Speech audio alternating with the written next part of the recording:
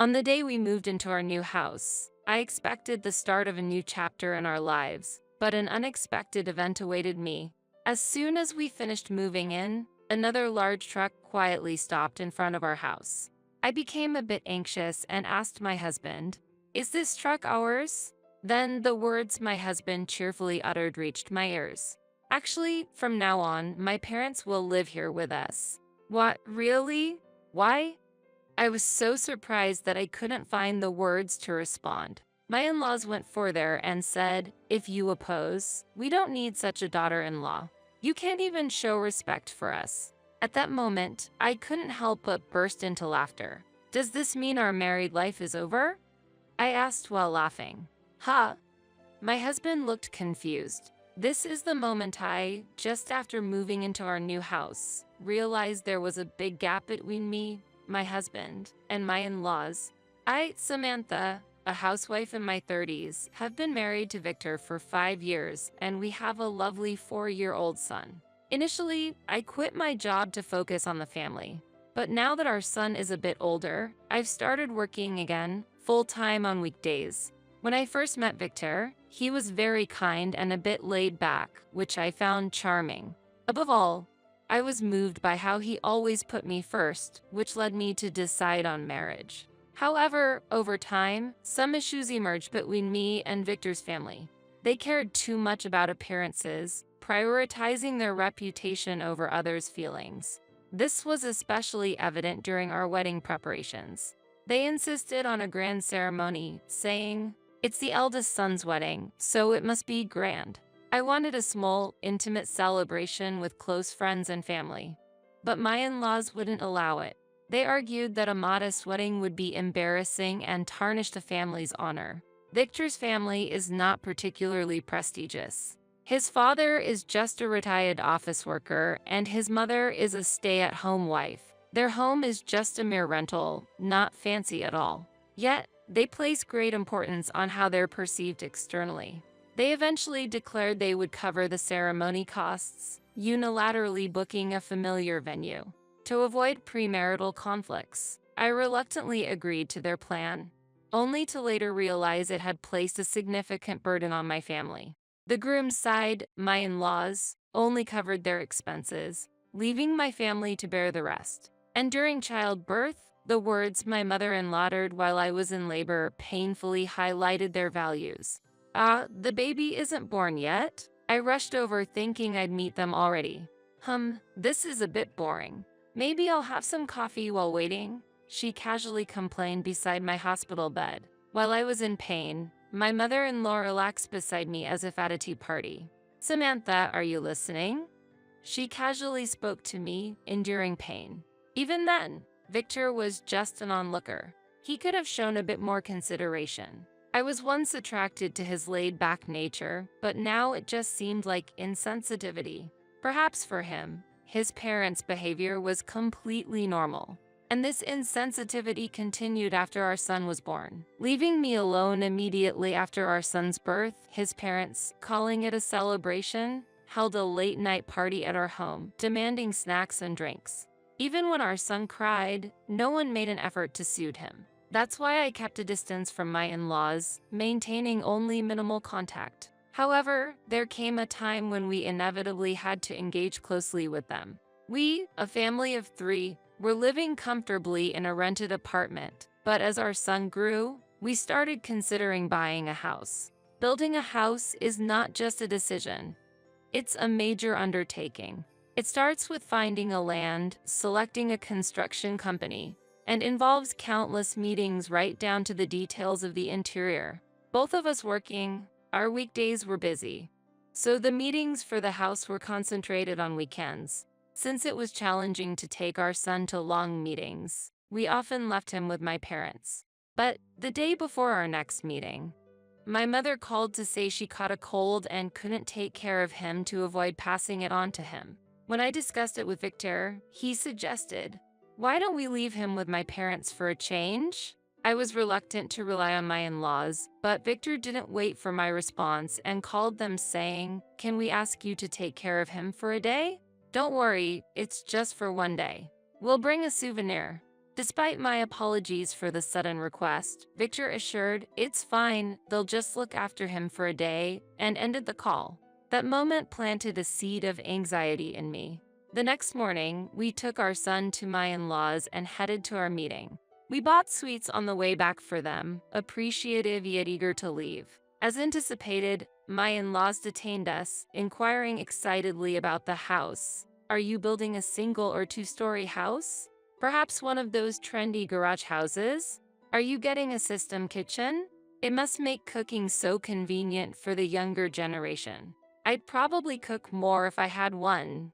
My mother-in-law joined in with interest. Victor responded, "Samantha decided on the kitchen since I don't cook." Hearing this, my mother-in-law expressed a longing wish to try out the new kitchen. Trying to maintain a pleasant atmosphere, I suggested, "Why don't you consider updating your kitchen too?" However, she replied, "We don't have the money for that.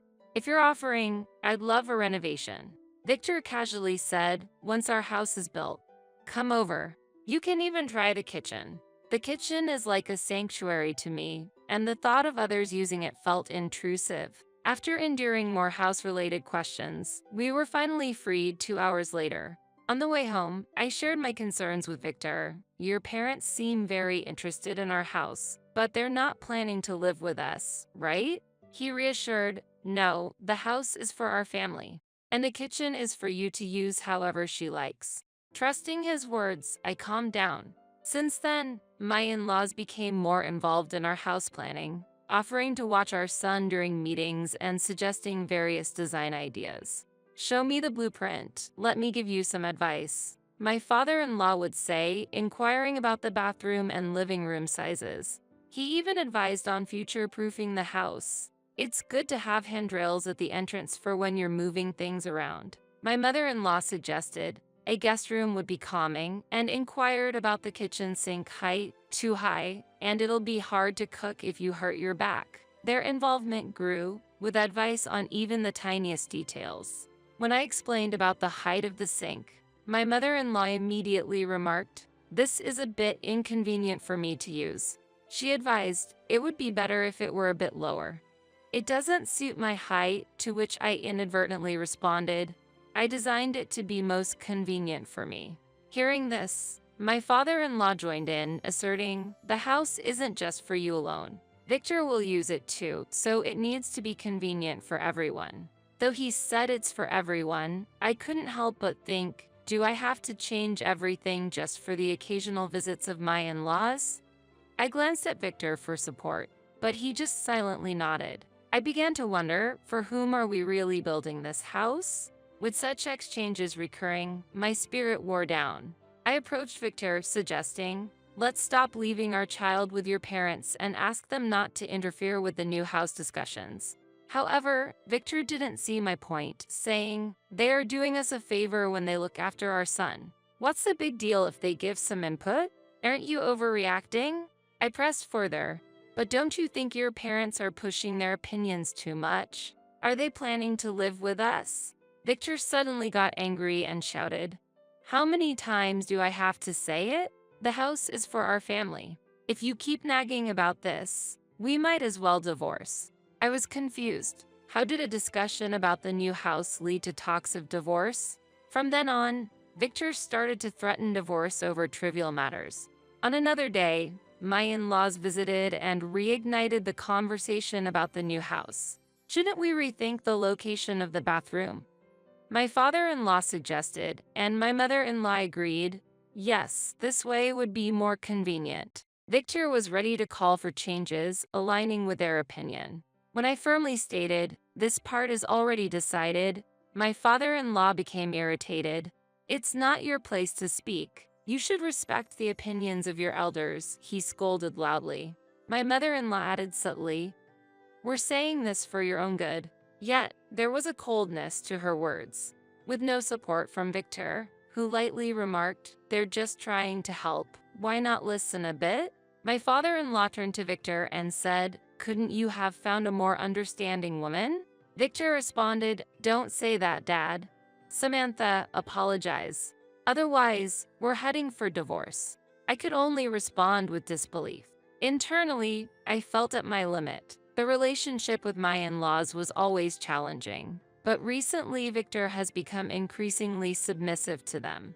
The kind Victor I knew was gone, replaced by a husband under his parents' influence. The excitement of building a new home had turned into daily heartache from interactions with my in-laws. Any complaints to Victor were met with threats of divorce. At one point, he even showed me a filled-out divorce form. "Why are you so cold?" "My parents are just trying to give advice, thinking of us. They take good care of our son, don't they? If you keep this up, I'm seriously considering divorce," Victor began to say. I was stunned. It was clear he would always side with his parents. Their care for our son was minimal. My parents were the true support, responding to sudden calls from daycare and caring for our son when I was sick. While my parents prepared birthday and Christmas gifts, my in-laws never presented a gift to our son, yet they always demanded something from us during visits. Victor wasn't seeing the reality of our family. Exhausted, I fled to my parents' home.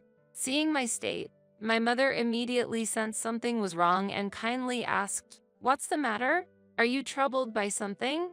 After I confided everything to her, she said, "You can always come back here." Her words lightened my heart. Indeed, I didn't need to force myself to fit in with that family. It was just a matter of making a decision. But my concern was our son. We just built a new house, envisioning a happy future there. But my in-laws' interfering increased, and it felt like it wouldn't be long before they took over the house. The thought of being constantly targeted and used by them was unbearable. Yet, if I suggested divorce, Victor would surely refuse. Despite often mentioning divorce, his family cared about appearances, so I doubted it would go smoothly. Thus, I started preparing for a possible situation. Finally, our new house was completed. When the three of us went to see it, our son was thrilled, running around the new space. Surrounded by the new house's scent, I felt the reality of achieving our ideal home. Victor and I discussed the moving details. The plan was to leave the second floor, designated for the guest room and our son's room, empty for a while, using it as temporary storage. I shared this plan with Victor, but he only responded, "Make sure to organize the stuff," while saying, "Why rush?" I already had a suspicion. Then the moving day arrived. After leaving our son with my parents, I immersed myself in unpacking alone. But soon, I noticed Victor was missing. When I found him, he was on a call saying, "What? You're coming now? But we're still unpacking." I sighed internally. "Your parents again?" Soon, another truck stopped in front of our house. I thought it was a forgotten item, but when the doorbell rang, my in-laws were there, carrying their belongings. My father-in-law entered briskly, asking, "Is everything unpacked?" Then glanced around and remarked, "Oh, it's not organized at all. It must have been hard for you, Samantha, to do this alone." Behind him, movers stood with large protective covers, politely asking, "Hello, is it okay to start the work here?" Confused, I thought. What work are they talking about? My in-laws quickly instructed the workers to begin, and they invaded our new home. I asked Victor urgently, "What's going on?" He replied, "Actually, we're going to live together now. My parents have always helped us a lot, especially with our son, so it's more convenient." I wasn't aware of this plan. I objected, to which he said, "I'm the head of this household. My parents have always advised us on the house. Mom is looking forward to living here." "Wait, this house is for us and our son. There was no plan for your parents' rooms," I argued. Then, my father-in-law demanded, "The largest room on the second floor will be mine." My mother-in-law added, "And the room next to it will be mine. I wonder if the curtains I measured will fit." In confusion, I asked Victor, "Isn't this the first time your parents are visiting our house?" He revealed, no, they had been here before the viewing. "Why?" I inquired, to which he replied, "They wanted to see the house first, so I gave them the keys."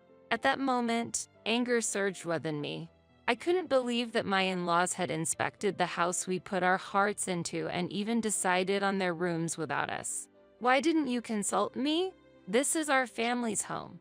I can't accept that our son's room will be taken away." I strongly protested to Victor. He retorted, We won't use his room or the guest room right away, right? The guest room is for when someone visits, isn't it? So what's the difference if my parents use it? He continued, didn't we agree to live with a family? That family includes my parents. Was I deceived? I asked in shock. Victor firmly stated, you're the one who was mistaken. I'm the head of the house, so no complaining. Then my in-laws chimed in. What's wrong with her? Is it such a problem for us to live together? Quite presumptuous for a daughter-in-law. My father-in-law criticized. It's natural for children to take care of their parents, isn't it? You're part of our family, so it's natural for you to take care of us. My mother-in-law added.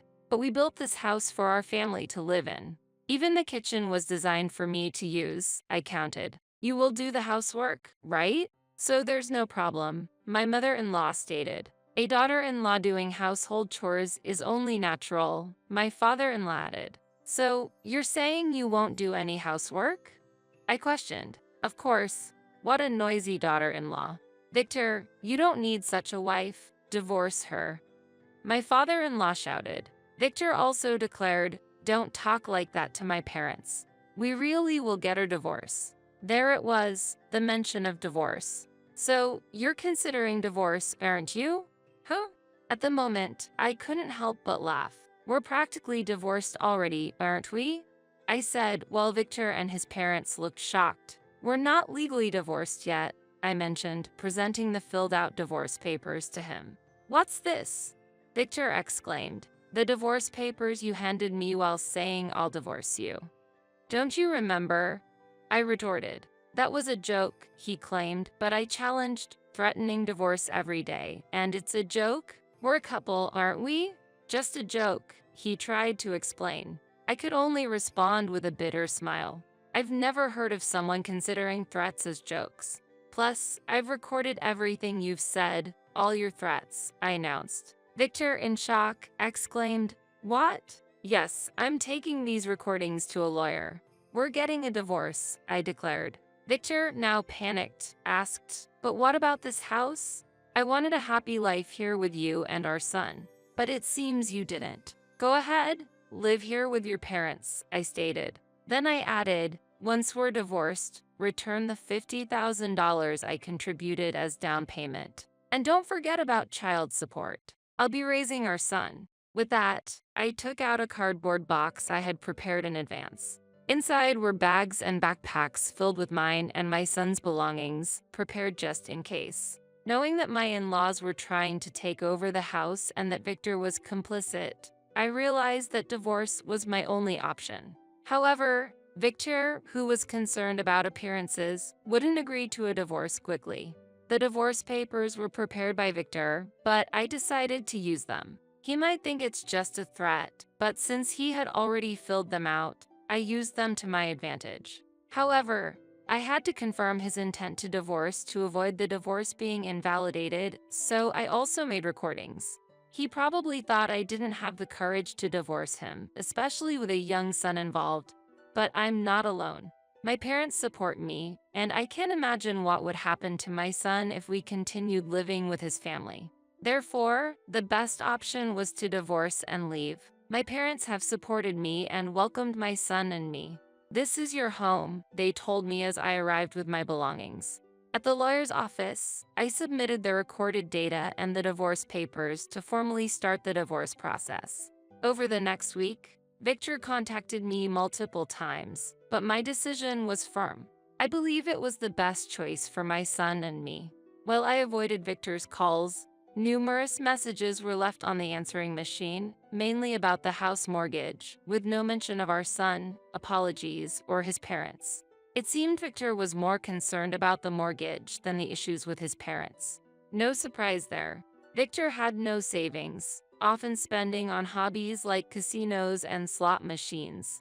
The money actually used for the house was solely my savings from before our marriage. Although Victor said, "Don't worry, I'll put the mortgage under my name," I didn't trust his naive thinking. That's why I had him sign a loan agreement for $50,000, stating he borrowed this amount from me and would repay it. To Victor, borrowing money between spouses might not have seemed like a big deal, as he signed without complaint. This loan agreement became crucial just in case. Even though we used my savings for the down payment and the mortgage was in Victor's name, he likely depended on my income too. He probably intended to make me bear the living expenses after his parents moved in. I'm sure his thrifty parents wouldn't contribute to the living costs either, but I had already decided to divorce. As long as I received the money I gave him and child support, that was enough for me. I had no desire to speak with his family again, leaving all procedures to my lawyer. I submitted the loan agreement, intending to demand full repayment. I was prepared for a request to pay child support in installments, but due to their pride, they chose to settle it in one go to sever ties with me quickly. How they managed to arrange the funds, I do not know, but that's no longer my concern. A new future with my son awaits me. I was surprised by their decision, but learning they gave up living in the new house and chose to sell it gave me a sense of closure. Without me, the loan payments became a burden for them, along with their dubious debts. Victor and his parents started a new life in a small apartment, facing financial difficulties. My mother-in-law, who had dreamed of a system kitchen, was deeply disappointed that her dream wouldn't come true. The kitchen, designed for my convenience, would have been too high for her, adding to her frustration. Moreover, the situation became even more complicated when the divorced sister-in-law and her children returned to Victor's parents' house. The addition of the unemployed sister-in-law, who had no desire to work, and her two sons, a middle schooler and an elementary schooler, made the house even more cramped. With only Victor's income and the meager pensions of his parents, their living situation became extremely difficult. With Victor burdened by debt repayment, their household finances were always in dire straits. There were constant complaints from neighbors about the never-ending arguments within the family. My sister-in-law complained that they were supposed to live in the new house, while my mother-in-law lamented the loss of the chance to use her dream system kitchen. Victor, frustrated, dived deeper into gambling, saying, "If you complain so much, I'll hit it big and buy a house or whatever," only increasing his debts. Rumors even surfaced that he borrowed more money from loan sharks, casting a shadow over their future. But this is all due to Victor, who always sided with his parents, so it's his own fault. I distanced myself from their life, starting anew with my son. Living in a rental apartment near my workplace is refreshing, and I find new energy in both my work and home life. When I come home late, my parents support me by taking care of my son, which gives me peace of mind. As I worked hard, I achieved results and improved my income. Thanks to this, I am planning a relaxing trip to a hotel with spa with my son and parents. My family is irreplaceable to me. Freed from the days of being manipulated by Victor and his parents, I'm now expressing my gratitude to my parents, who have always supported me, feeling the true happiness of family. Standing firmly on my own feet, I look forward to forging a new future with my precious family. I've decided to divorce you. I'm leaving this house. Well, that's fine. Get that parasite out of here soon. David, we've finally gotten rid of the parasite, haven't we? I lived with my husband and his mother, my mother-in-law, dedicating myself to household chores for the sake of our family. One day while cleaning, I accidentally overheard a suspicious conversation between my husband and his mother. Hearing their talk shocked me, and just as I was about to leave the scene. Ouch! Surprised and shaken, I tripped over a small step in the hallway and fell. My husband and mother-in-law rushed over, but instead of worrying, they said something unbelievable. "What are you doing? It's really clumsy to fall during housework." "Hey, since housework is your only value, you should be more careful." Unable to bear their words any longer, I declared my intention to divorce my husband. "Ha, are you still saying that? Let's end this." I have already contacted my father, and he is coming to pick me up. Great timing. I wanted to say something to your father, too. I want to see what the face of a parasite's father looks like. My husband and mother-in-law laughed joyfully, unaware of anything, but then my father arrived.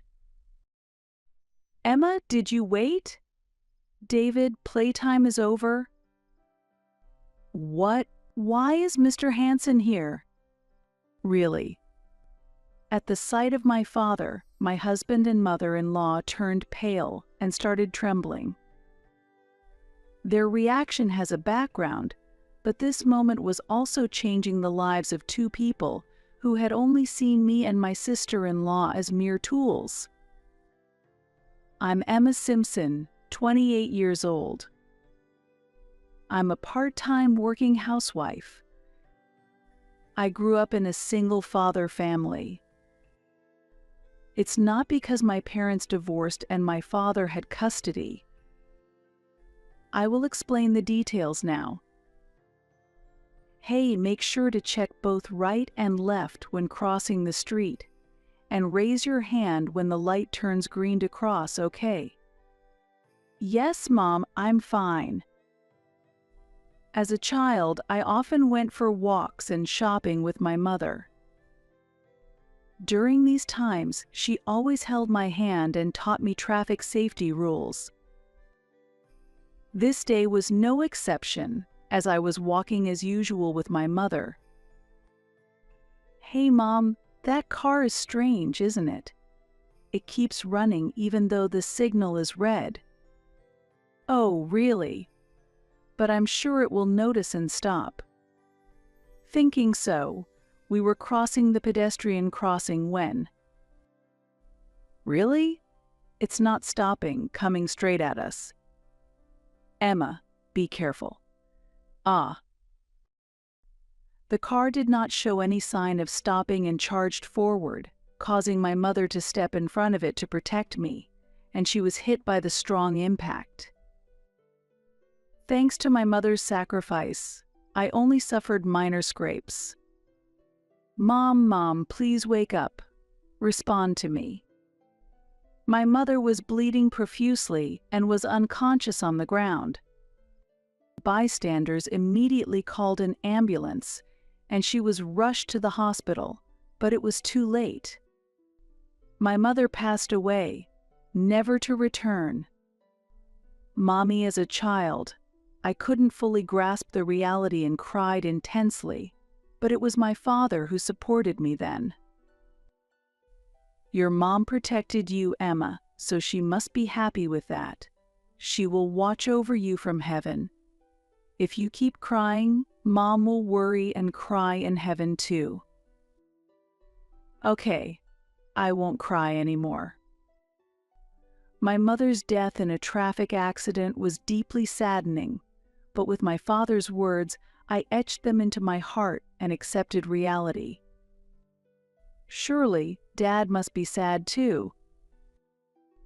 Even so, my father never showed his grief openly, pouring all his love into raising me in place of my mother. As a result, even without my mother, I was able to grow up freely without feeling lonely. When I turned 23, a special event occurred on my birthday. Hey Emma, what kind of man is your type? Why the sudden question? Well, someone sincere and warm-hearted. If that's the case, Mr. Simpson from my workplace is perfect for you. I'll introduce you next time. Oh, really? Thank you.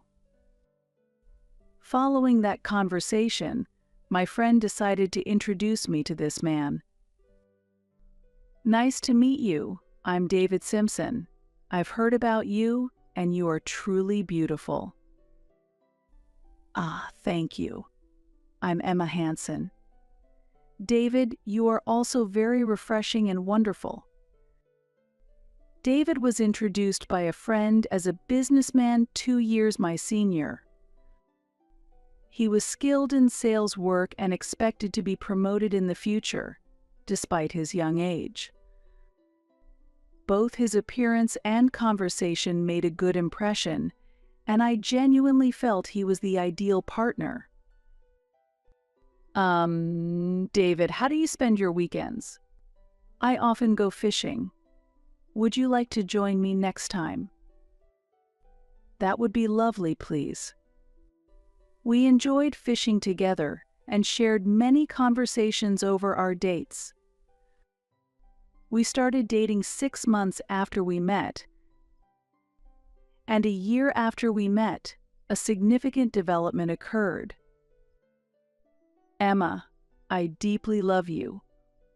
Will you marry me? David, I'm grateful. I love you too. Yes, please. This is how we decided to get married.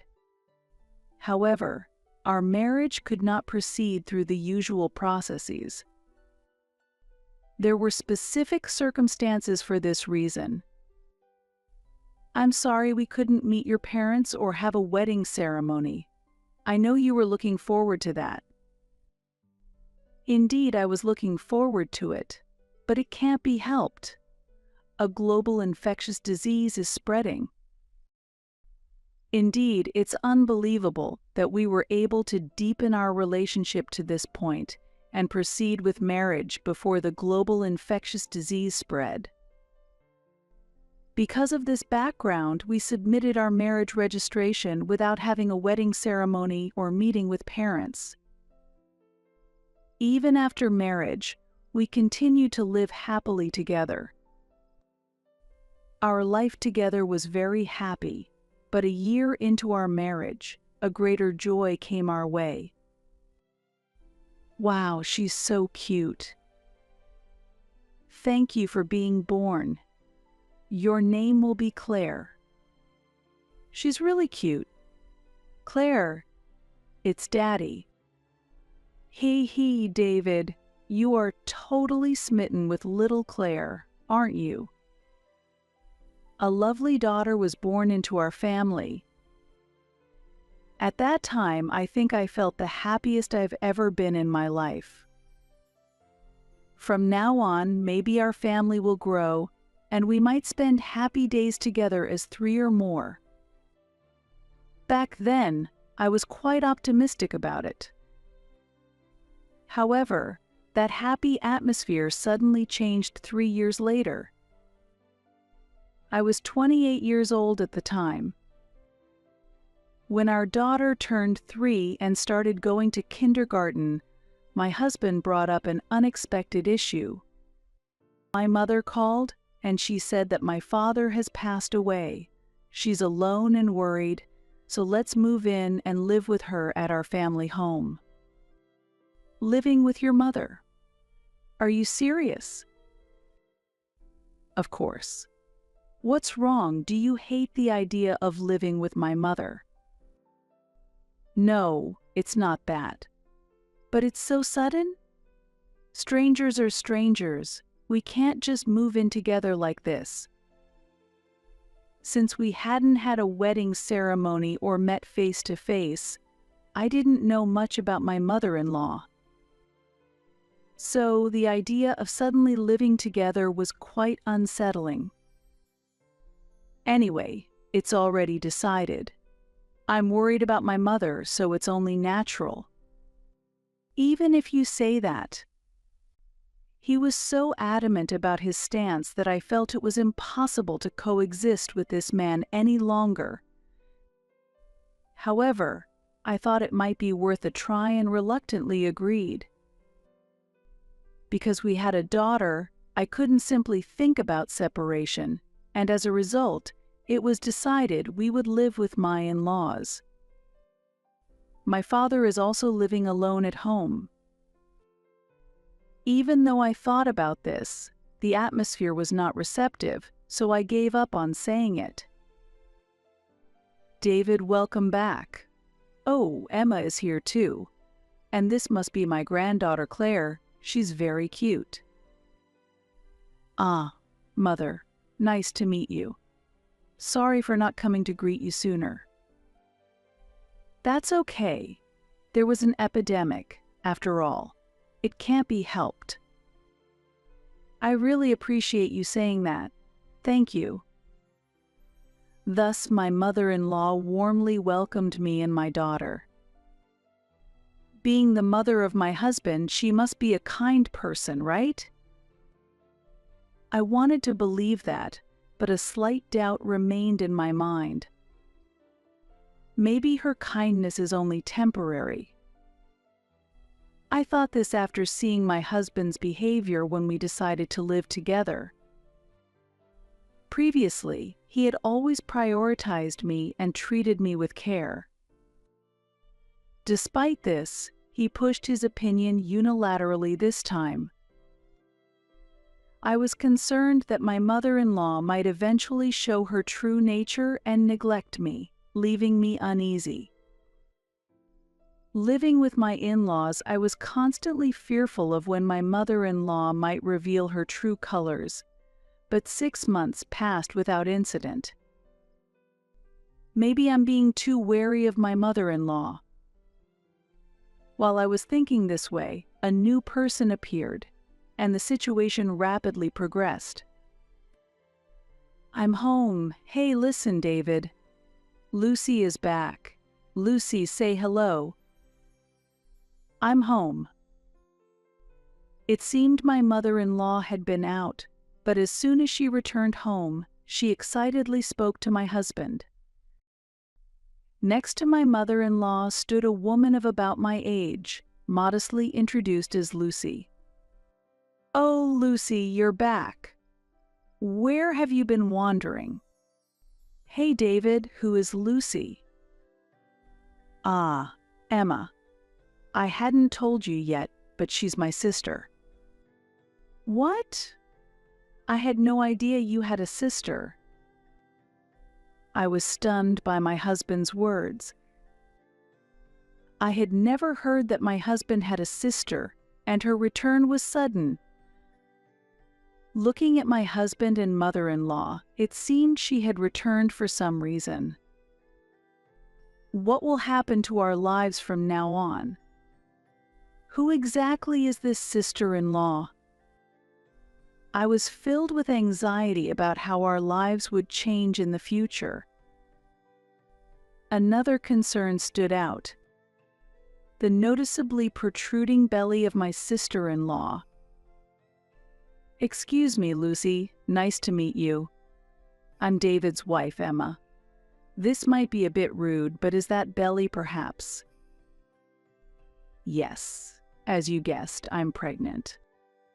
I thought so. My sister-in-law's pregnancy was confirmed. Then, who is the father of this child? Did my sister-in-law return to her family home of her own will? The more I thought, the more questions arose and my head was in turmoil. Seeing this, my husband and mother-in-law looked at me and smirked, then uttered surprising words. Hey, Mem, Lucy is pregnant. It's worrying if she becomes a single mother. Yes, indeed. From now on, Lucy should live here with us permanently. I had not anticipated this sudden proposal to live together, nor this statement. But this time, I couldn't just comply with my husband and mother-in-law. I felt the need to have a serious discussion and settled my mind before speaking up. David, mother, please wait. Temporary co-living is one thing, but living here permanently is difficult. What's difficult about it? Are you saying it's okay to neglect Lucy while she's pregnant? That's terrible. It's like you have no feelings. No. That's not what I mean. But the increase in family members means increased food and utility costs, which significantly impacts our life. While both opinions remained unclear, My husband and mother-in-law took their time to explain their thoughts. Actually, the family home is spacious enough that adding one more person isn't a problem, they believe. Both of you, please consider our future life more seriously. I absolutely need them to understand my point of view. However, it seemed like my words were not reaching them.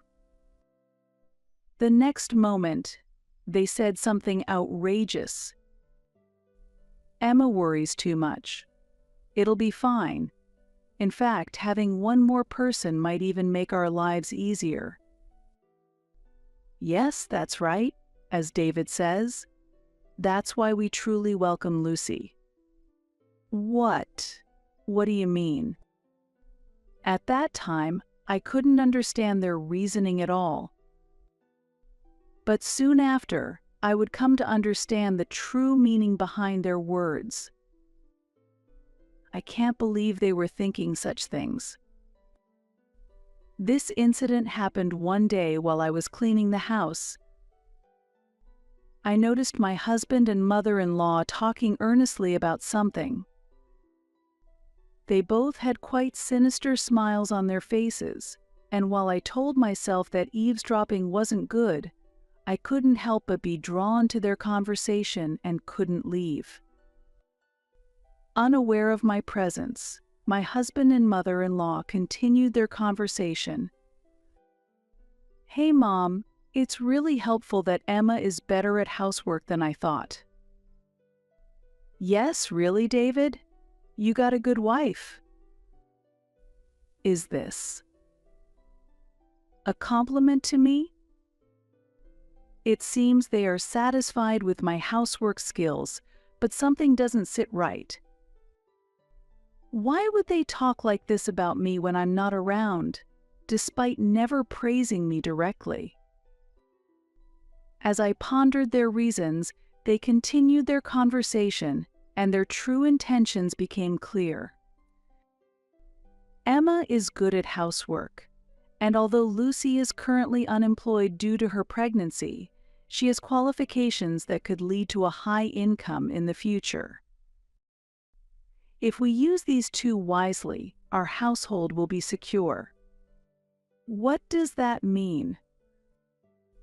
At that moment, I realized they weren't truly appreciating me or praising me. Moreover, I realized they might not actually be concerned about accommodating my sister-in-law either. Then I heard the next thing my husband and mother-in-law said, revealing their true intentions.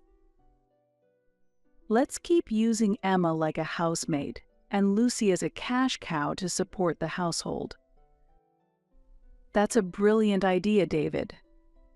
Really smart. This is terrible. In the end, they weren't truly valuing me at all. Their conversation made this painfully clear, and I felt a darkness descend before my eyes. Just as I was about to leave the scene. Ouch. Surprised and in shock, I tripped over a small step in the hallway and twisted my ankle. Because I involuntarily cried out, my husband and mother-in-law heard me. They looked down on me and started talking. "What are you doing?" "It's really clumsy to fall during housework." Seriously, since housework is your only value, you should be more careful. At that moment, when they mocked me, something inside me broke. That's enough. With that resolution, I calmly declared, "I've decided to divorce you. I'm planning to leave this house." Until just moments ago, they had valued my housework skills and talked about using me like a maid.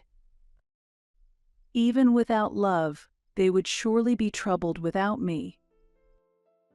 With that thought, I watched for their reaction. Well, that's good. Get that parasite out of here quickly. David, we finally gotten rid of the parasite.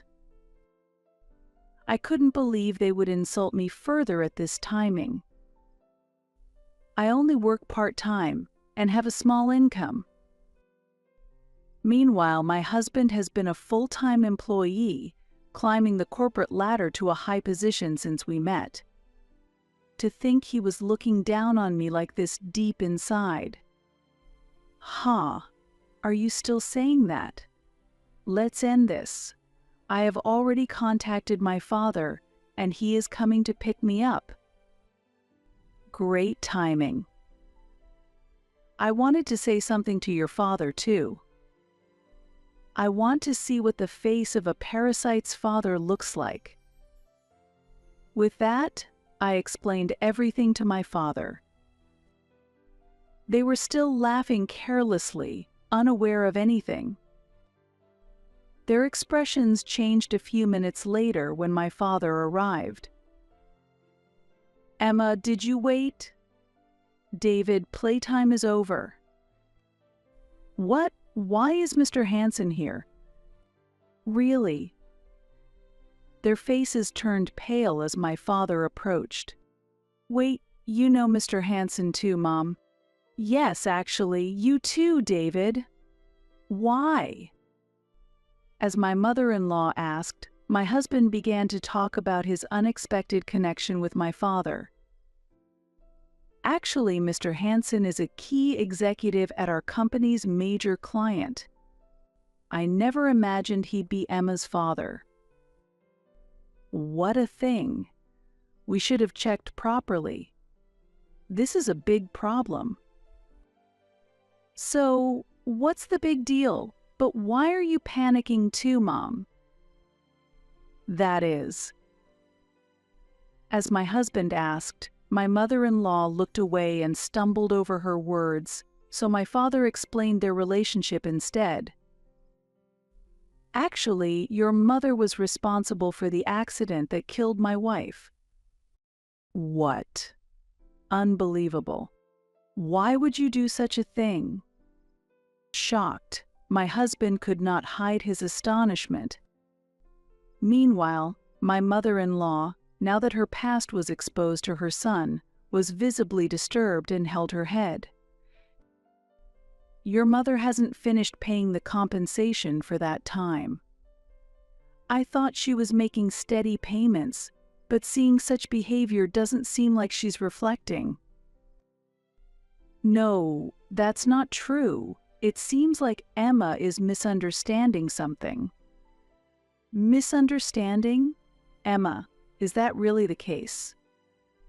Since I was young when the traffic accident involving my mother happened, I didn't know about the subsequent dealings with the police or the perpetrator. However, after hearing the conversation between my father and mother-in-law, I learned that my mother-in-law was actually responsible for taking my mother's life, and I couldn't forgive her. In addition, there was the fact that she had been bullying me. No, it's not a misunderstanding. She was laughing when she said, "It's good that we could get rid of the parasite." When I insisted on this, my father glared more sharply at my mother-in-law and continued speaking. How could you do such a thing? This is unforgivable. Now you must pay the remaining compensation in one lump sum. Please forgive me.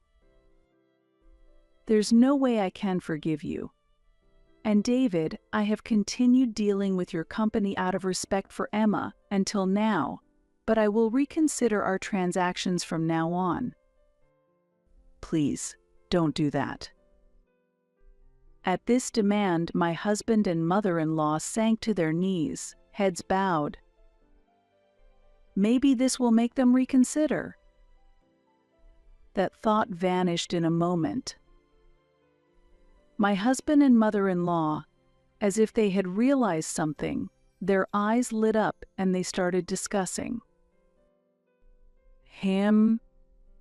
Wait, maybe there's a way out. You think so too, David? I think it will be okay." "What do you mean, it will be okay?" Confused, I questioned my suddenly optimistic husband, but after all, the issue with your father is purely personal, right?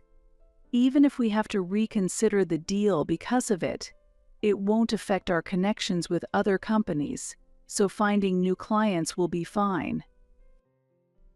If we clear that up, then paying the compensation all at once won't be such a big deal either. Huh, really? Will it really work out that smoothly? I couldn't understand where their confidence was coming from. Even as I listened to them further, it made no sense to me, so I stopped probing deeper. And just as I was about to leave to distance myself from my husband and mother-in-law, "Sis, wait a moment. Please read this on your way back in the car." While saying this, my sister-in-law hurried over and handed me a letter. "Thank you, Lucy. I'll read it later." After that, I took my daughter and headed to my father's house. On the way, my daughter, looking curiously at the letter I was holding, asked me, "Mom, what's that letter?" "Oh, this is from Aunt Lucy." "Wow, what does it say?" Although my daughter couldn't understand the complex situation, she was very curious about the letter. Curious myself, I decided to open it. "Oh my, I can't believe this." "What's wrong?" "Emma, what does the letter say?"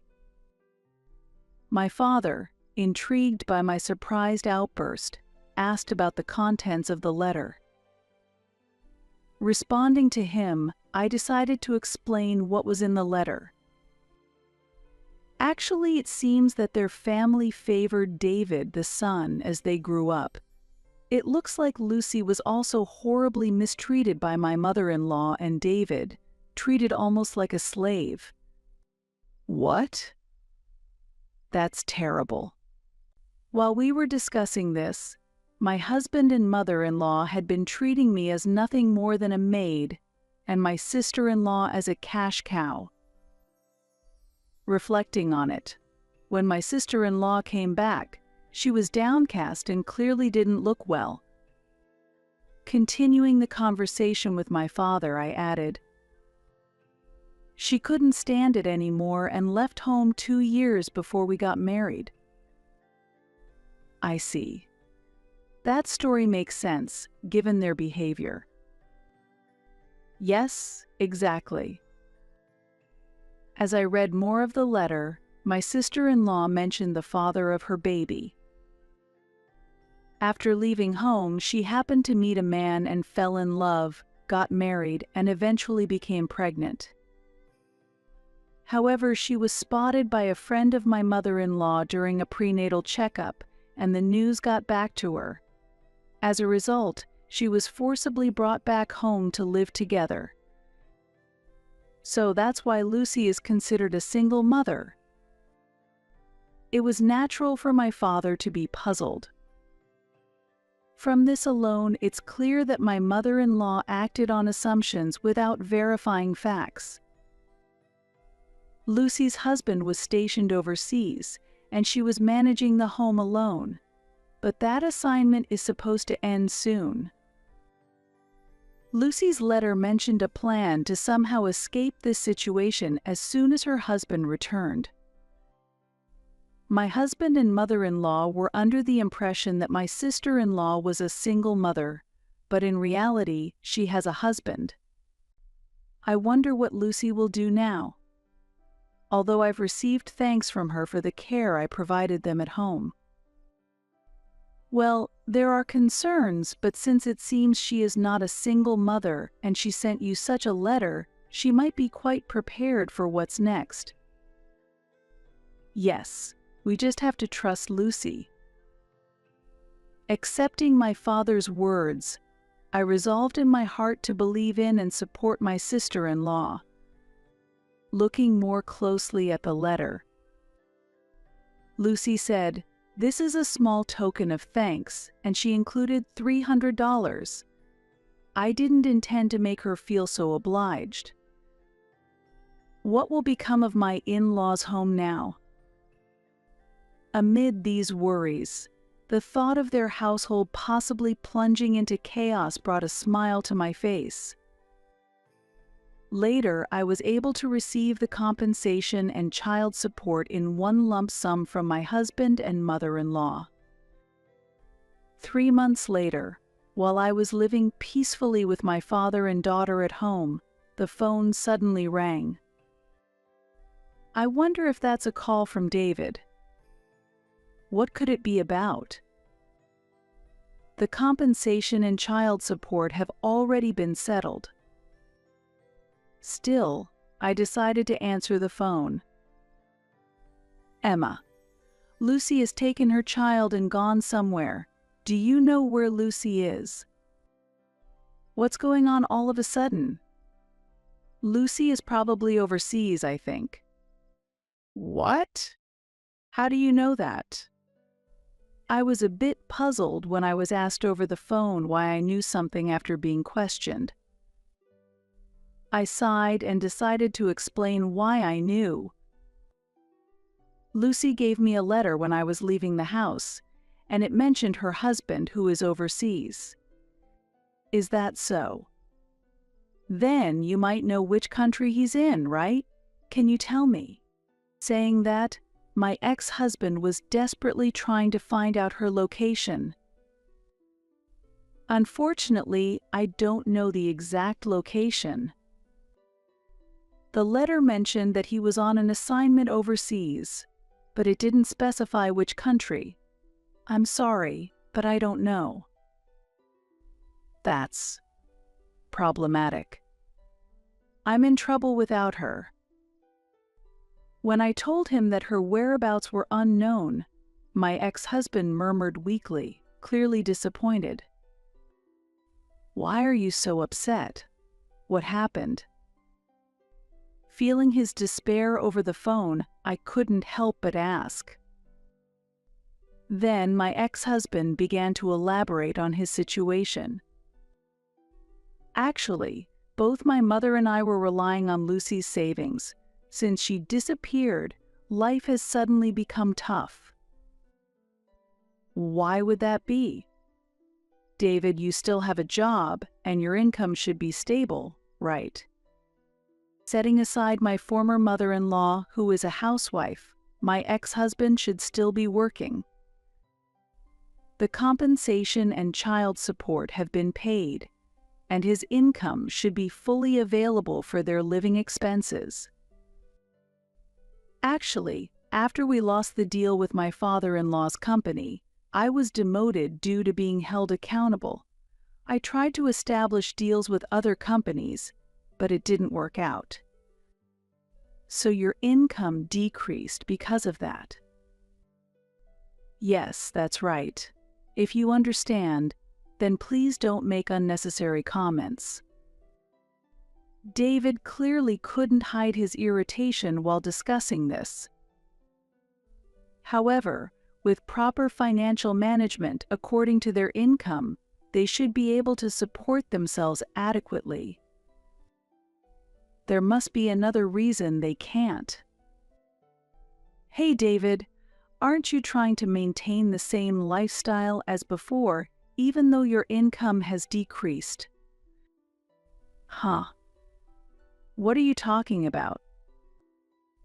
"You and your mother used to make expensive purchases on credit cards when we lived together. I think that tendency is continuing now, isn't it?"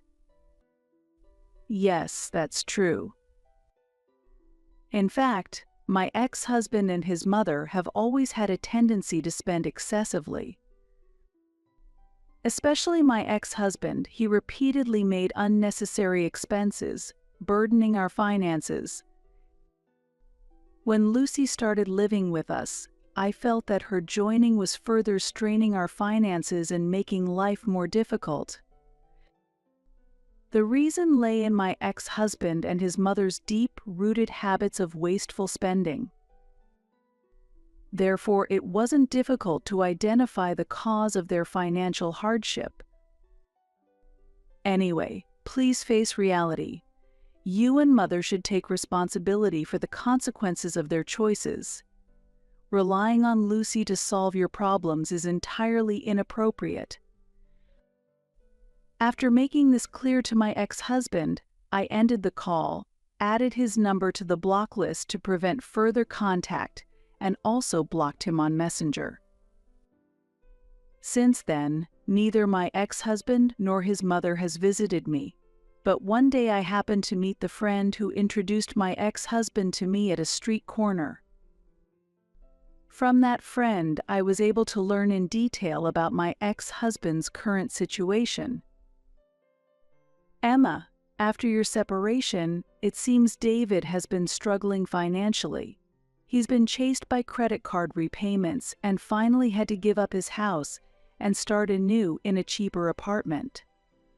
Really, that must be tough. So he ended up in this situation without ever reflecting on his actions. That's right. And David's mother has also been hit hard mentally by losing the house they had lived in for years, showing signs of dementia. David is now struggling, juggling work and caring for her, often complaining about it at work. Complaining at work won't solve anything.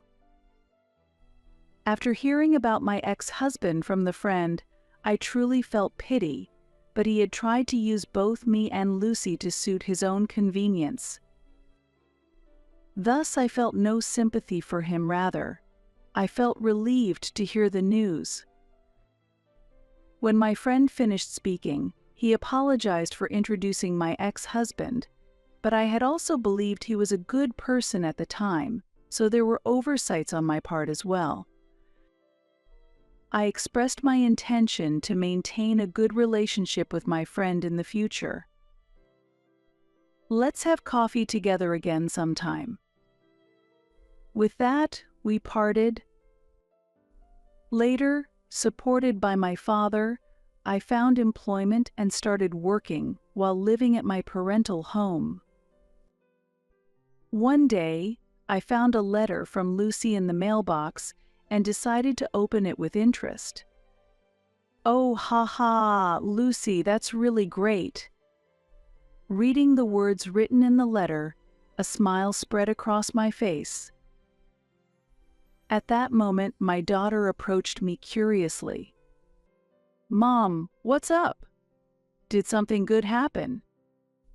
Actually, I received a wonderful letter from Aunt Lucy. There was also a photo included in the letter. Look, see for yourself. Wow, Auntie is smiling. The baby is very cute too. The photo included in the letter showed her smiling happily with her husband and baby. Currently, she has completely transformed her life, free from the influence of her brother and mother, and seems to be living truly happily. I, too, hope to attain happiness comparable to my sister-in-law's and enrich my life further. Above all, I wholeheartedly wish to live diligently for my dear daughter. My daughter and I, looking at the joyful photo, vowed in our hearts to move toward a bright future with smiles on our faces.